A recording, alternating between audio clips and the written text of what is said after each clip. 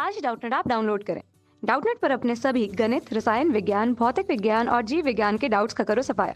बस प्रश्न की फोटो खींचो, एक ही प्रश्न को क्रॉप करो और तुरंत वीडियो सोल्यूशन पाओ। अभी डाउनलोड करें।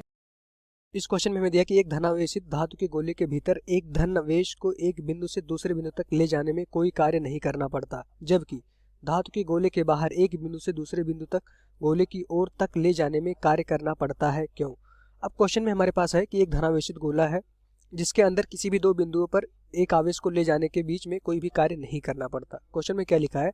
धनावेश को एक बिंदु से दूसरे बिंदु तक ले जाने में गोले के भीतर हमें कार्य नहीं करना पड़ता, जबकि गोले के बाहर हमें गोले की तरफ आने पे एक बिंदु से दूसरे बिंदु तक किसी भी आवेश को लाने में कार्य करना पड़ता है। ऐसा क्यों, हमें बताना है। तो पहले इसका हम डायग्राम बना ले। हमने क्या किया, खोखला गोला बना लिया जिसकी त्रिज्या अभी क्या है, त्रिज्या हम मान लेते हैं इस गोले की त्रिज्या r है। अब क्वेश्चन में हमसे कहा जा रहा है कि इस गोले पे भीतर किसी भी एक बिंदु से दूसरे बिंदु तक किसी आवेश को ले जाने में किया गया कार्य नहीं करना पड़ता। तो पहले इसको हम देखेंगे।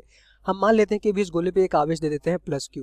ठीक, अब जैसा कि हमें पता है गोला क्या खोखला, इसके अंदर क्या है, कोई भी आवेश नहीं है। चूंकि ये गोला इसके अंदर हवा भरी हुई है, अगर हम +q आवेश देंगे तो गोले पे +q आवेश कहाँ पे रहेगा, इसके पृष्ठ पे चारों तरफ इस तरह से हमारा जो आवेश होगा गोले के चारों तरफ बाहर की तरफ इसके पृष्ठ पे फैल जाएगा ये +q आवेश। बट सबसे इंपॉर्टेंट बात जो इस क्वेश्चन में है कि ये आवेश जो है हमारा इस गोले के अंदर नहीं आ पाएगा। इसलिए नहीं आ पाएगा क्योंकि गोला क्या है, अंदर इसके कोई भी पदार्थ नहीं है, हवा भरी है, आवेश हमारा इसके अंदर नहीं रहेगा।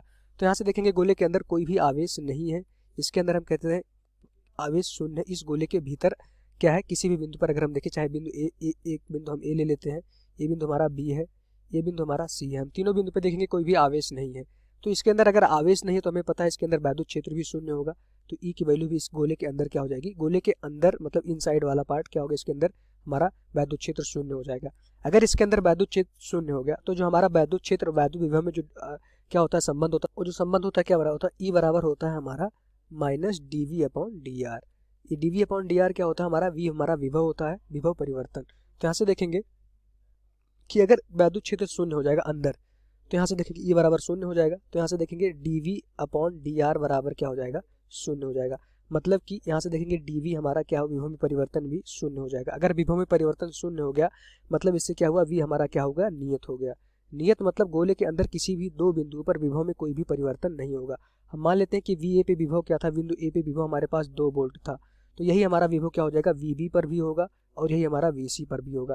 तो अगर हम डेल्टा वी ए निकालेंगे मतलब वी ए माइनस वी निकालेंगे, उसकी वैल्यू क्या हो जाएगी, 0 हो जाएगी, क्योंकि दोनों के विभव क्या है, 2 वोल्ट का ही है। तो विभव में परिवर्तन गोले के अंदर किसी भी बिंदु पे नहीं हो रहा है, तो किया गया कार्य क्या होता है, हमारा विभवांतर के बराबर होता है।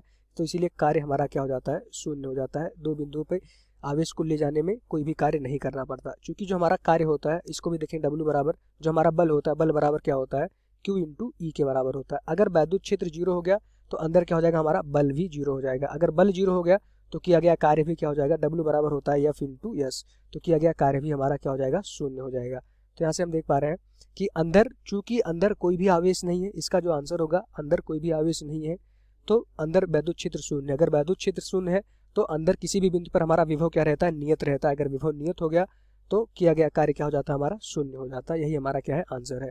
अगर दूसरे पार्ट में देखें कि दूसरे पार्ट में हमसे कहा जा रहा है गोले के बाहर एक बिंदु से दूसरे बिंदु तक गोले की ओर तक ले आने में किया गया कार्य। हमारे पास कोई बिंदु था गोले के बाहर, क्या था, P बिंदु था। ठीक, अब हमारा मान लेते हैं कि इस गोले के केंद्र से इसकी दूरी क्या थी, R के बराबर थी।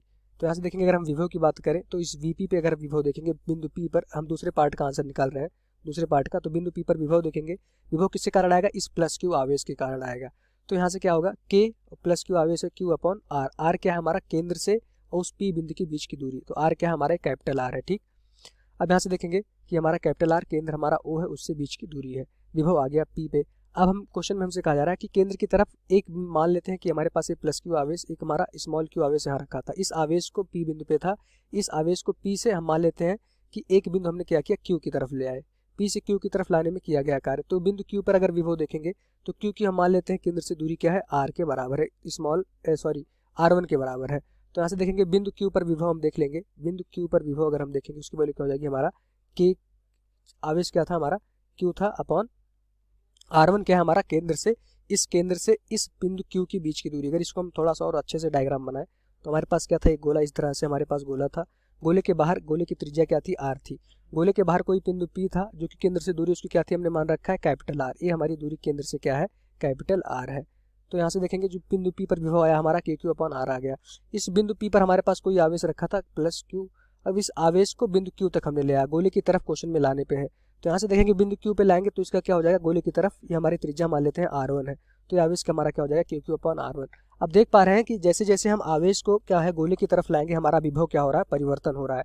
क्योंकि यहाँ पे दूरी क्या थी, R थी, अब वो क्या हो गया, R1 हो गया।